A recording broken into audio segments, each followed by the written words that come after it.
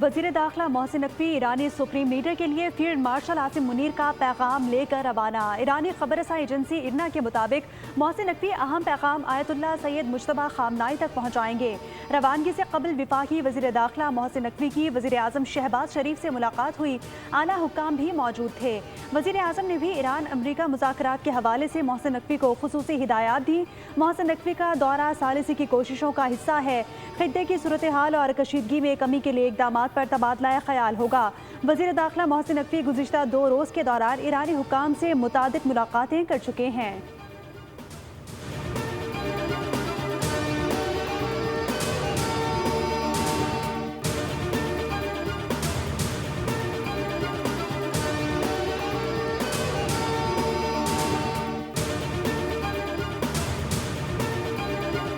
आबना Hormuz के अतराफ अमरीका और Iran में फिर कशीदगी। अमरीका का ईरान की रेडार तनसीबात को निशाना बनाने का दावा। पासदाराने इनकलाब का भी जवाबी वार। खित्ते में अमरीकी अड्डों और आबना हुर्मुज़ से गुजरने वाली टैंकर्स को निशाना बनाया। सेंटकॉम के मुताबिक अमरीका ने गरोक और जजीरा कश्म में रेडार तनसीबात को निशाना बनाया, जबकि ईरान के 7 में से 6 मिसाइल तबाह कर दिए गए। ईरानी पासदारान इनकलाब ने खबरदार किया है कि अमरीकी कार्रवाइयाँ जारी रहीं तो आबना हुर्मुज़ को मुकम्मल बंद कर दिया जाएगा, जिसका जिम्मेदार अमरीका होगा।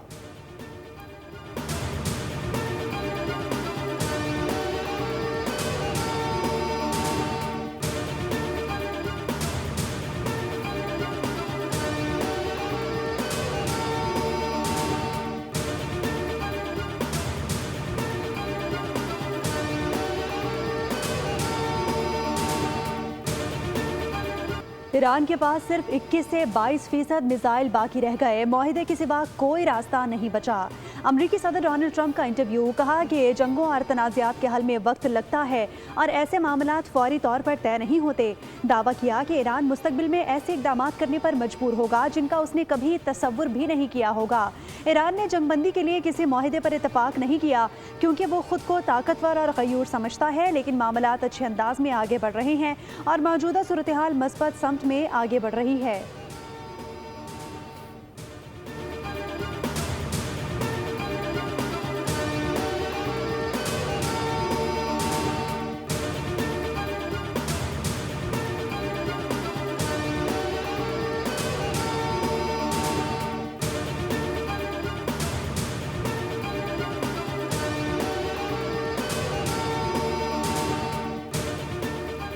ईरान के ताकतवर होने से मगरिब का देरीना डराना ख्वाब हकीकत बन गया है। ईरानी सुप्रीम लीडर के मुशीर बराए खारजा उमूर डॉक्टर अली अकबर विलायती का अहम बयान। बोले, खित्ते में समझौते का ख्वाब देखने वाले बहुत बड़ी गलती कर रहे हैं। ईरान मजीद मजबूत हो रहा है और तस्वीराती नक्शा दोबारा तश्कील दिया जा रहा है।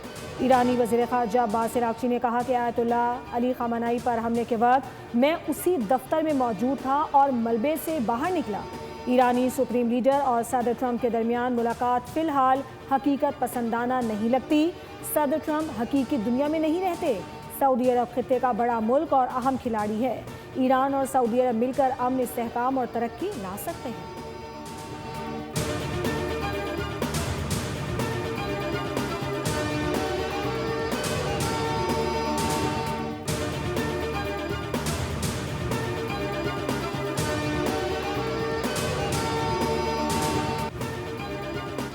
गिलगित बल्तिस्तान में इंतखाबी दंगल कल सजेगा। पोलिंग सुबह 8 से शाम 5 बजे तक जारी रहेगी। जिला इंतजामिया और इलेक्शन कमीशन की निगरानी में पोलिंग स्टेशन पर बैलेट पेपर्स, बैलेट बॉक्सेस और दीगर इंतखाबी सामान पहुंचाया जा रहा है। सिक्योरिटी के सख्त इंतजाम किए गए। इलेक्शन कमीशन के मुताबिक 24 नशिस्तों पर मजमूई तौर पर 403 उम्मीदवार मैदान में उतरेंगे। 396 मर्द और 8 खवातीन उम्मीदवार भी शामिल हैं। 9,58,480 वोटर्स हक राय दही इस्तेमाल करेंगे।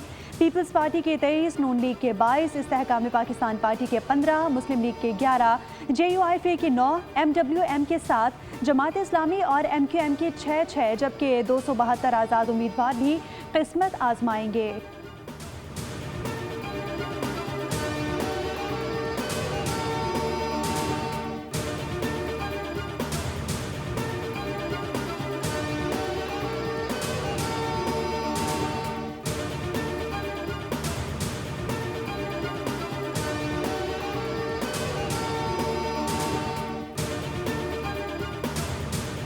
कैप्टन सफदर की इतनी बड़ी कोई सियासी हैसियत है कि उस पर मैं कोई उस पर जवाब दूं, और उनकी सियासी हैसियत कितनी है वो आपको खुद पता होगा। जहाँ तक गिलगित बल्तिस्तान की इलेक्शन है, इंशाल्लाह ताला पाकिस्तान पीपल्स पार्टी क्लीन स्वीप करेगी। गिलगित बल्तिस्तान में गालम गलोच की सियासत देखने को मिली। कैप्टन रिटायर्ड सफदर की इतनी बड़ी सियासी हैसियत नहीं कि उनकी बात पर तबसरा करूं। उनकी गुफ्तगू पर कोई सियासी बात नहीं करूंगा। कुछ विफाकी वज़रा भी गिलगित गए। इलेक्शन कमीशन के क़वायद और ज़वाबित की धज्जियाँ उड़ाई गईं। सिंध के सीनियर वज़ीर शर्जील इनाम मेमन की मीडिया से गुफ्तगू। कहा, गिलगित बल्तिस्तान के इलेक्शन में पीपल्स पार्टी क्लीन स्वीप करेगी। पीपल्स पार्टी के जलसों में लाखों की तादाद में लोग थे। पीपल्स पार्टी हकीकी मानों में पूरे मुल्क को जोड़ती है। कई ममालिक की इतनी आबादी नहीं जितनी कराची शहर की है। कराची पर बहुत दबाव है।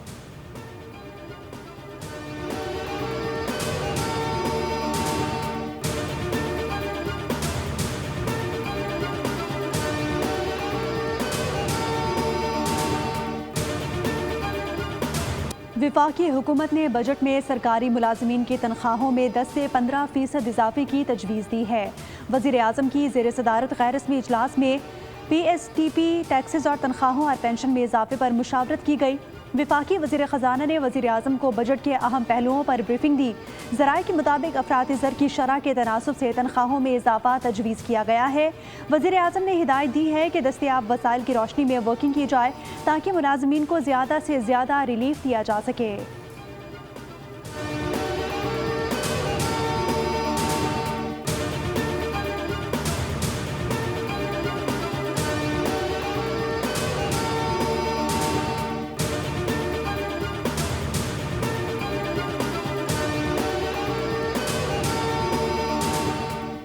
विफाकी बजट में टैक्स नेट और महसूलात में इजाफे पर खुसूसी तवज्जो मरकूज।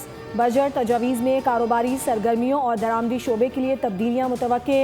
एक्सपोर्टर्स पर 1% एडवांस टैक्स ख़त्म करने और बरामदात बढ़ाने के लिए बड़े टैक्स रिलीफ की तजवीज़ दी गई है। ब्यूटी पार्लर्स, हेल्थ फिटनेस और क्लिनिक्स की दरामदी मशीनरी पर टैक्स रिलीफ मुतवक्के है, जबकि सन ब्लॉक, शेविंग क्रीम और आफ्टर शेव समेत मुताबिक दरामदी मसनूआत सस्ती होने का इम्कान है। बच्चों के फार्मूला दूध, केचप, घी और चाय पर कीमत दर्ज करने की तजवीज़ भी शामिल है।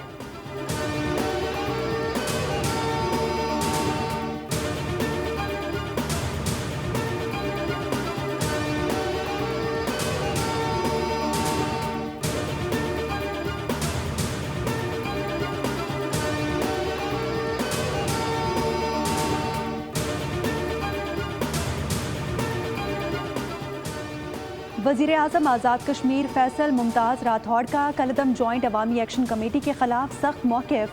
कहा कि रियासत ने कमेटी से निपटने का फैसला कर लिया है। अगर हालात कशीदा हुए तो आज़ाद कश्मीर में एमरजेंसी का निफाज का इम्कान है। जॉइंट अवामी एक्शन कमेटी ब्लैकमेलिंग की सियासत कर रही है, हर बार नए मुतालबात सामने लेकर आती है। कायदे हिज़्ब इख्तिलाफ शाह गुलाम कादिर ने भी अवामी एक्शन कमेटी के बयानिए को मुस्तरद कर दिया।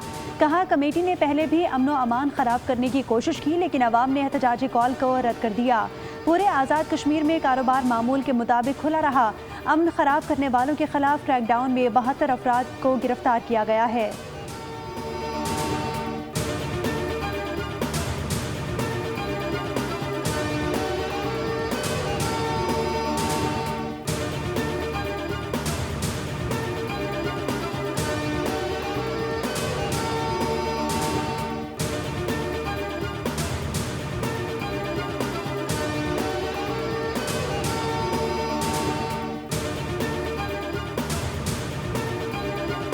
ऐसा है जैसे ऊँट के मुंह में जीरा, अल्लाह ताला चला रहा है। वैसे है तो ये गलत बात। बढ़ाने के लिए तो 50-50 रुपए 100 रुपए बढ़ जाते हैं और घुटाने के लिए तो 4 रुपए। ये 4 रुपए तो आजकल कोई फकीर भी नहीं लेता भाई। 100 रुपया कम करें, ये 2-4 रुपए में क्या होता है? फिर 1 महीने के बाद फिर वो बढ़ाएंगे, डबल करेंगे। ये कोई रिलीफ नहीं है। अवाम ने पेट्रोल की कीमत में मामूली कमी को मुस्तरद कर दिया। हुकूमत ने पेट्रोल की कीमत 4 रुपये कम की, जबकि डीजल की कीमत बरकरार रखी गई। लेवी बढ़ने से शहरी बड़े रिलीफ से महरूम। पेट्रोल पर लेवी 91 रुपये 34 पैसे से बढ़ाकर 116 रुपये 8 पैसे फ़ी लीटर कर दी गई है। हाई स्पीड डीजल पर पेट्रोलियम लेवी में 24 रुपये 34 पैसे फ़ी लीटर कमी की गई है।